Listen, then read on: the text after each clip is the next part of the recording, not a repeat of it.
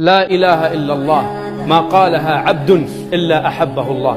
لا إله إلا الله ما قالها عبد إلا نجاه الله. لا إله إلا أنت سبحانك إني كنت من الظالمين.